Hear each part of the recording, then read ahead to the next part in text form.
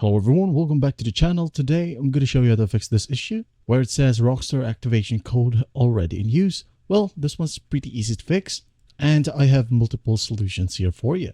Well, the first fix here is just go ahead and open up your Rockstar Games Launcher. Alright, once it's open, just go ahead and go to the settings right here at the top right. This one, alright, tap on it. And then you're going to want to go to account information right here. Click on it. And as you can see here, there's a section called delete local profile. You're going to want to click on delete. All right. And once done, just hit on confirm. And as you can see here, I am currently logged out. So what we're going to do here is just basically sign in. And once done, close this one. Close the Rockstar Games Launcher. Restart the computer. And once it boots up, just go ahead and check if it helps. All right. Now, if that won't work, just go ahead and open up your file explorer. All right. Then you're going to want to go to the documents section right here. Click on it. Then go to Rockstar Games. Double click. And as you can see here, there's a folder called Social Club. Just go ahead and click on it and right click.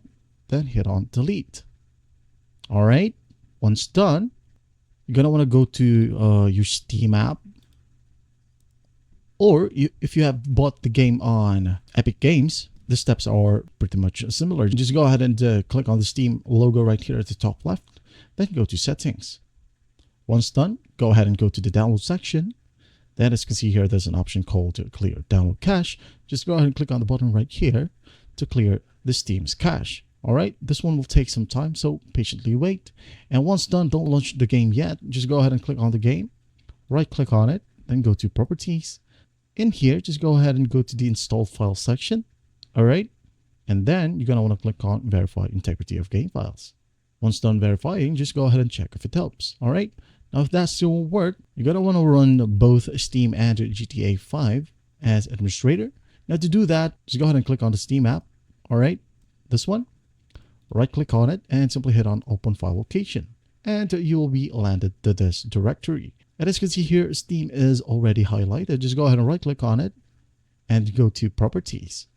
In here, you're going to want to go to the compatibility tab, then simply tick on run this program as administrator.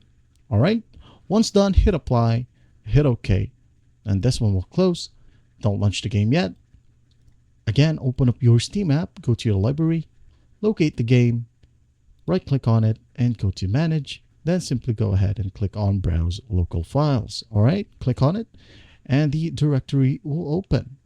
What we're going to do next is go ahead and go to the GTA 5 application, right click on it, go to properties, and again, compatibility tab, run this program as administrator, hit apply, hit OK.